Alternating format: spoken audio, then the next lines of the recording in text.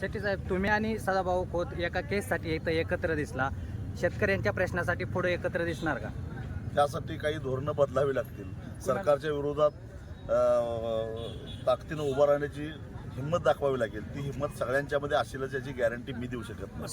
सोमनाथ सूर्यवंशी प्रकरण जे आहे त्या प्रकरणी उच्च न्यायालयानं जे मारहाण करणारे पोलीस होते त्यांच्यावर गुन्हे दाखल करा अशा आदेश दिले होते. सर्वोच्च न्यायालयामध्ये राज्य सरकारने त्याला आव्हान दिलं. कळलं वरिष्ठांचं ऐकून जर का निरपराध लोकांच्यावर मारहाण केली तर काय होतंय हे कळलं आता पोलिसांना.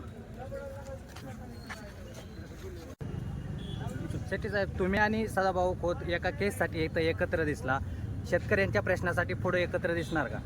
त्यासाठी काही धोरणं बदलावी लागतील.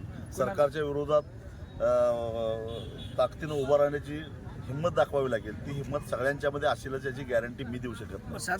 सोमनाथ सूर्यवंशी प्रकरण जे आहे त्या प्रकरणी उच्च न्यायालयानं जे मारहाण करणारे पोलीस होते त्यांच्यावर गुन्हे दाखल करा अशा आदेश दिले होते. सर्वोच्च न्यायालयामध्ये राज्य सरकारने त्याला आव्हान दिलं. कळलं वरिष्ठांचं ऐकून जर का निरपराध लोकांच्यावर मारहाण केली तर काय होतंय हे कळलं आता पोलिसांना.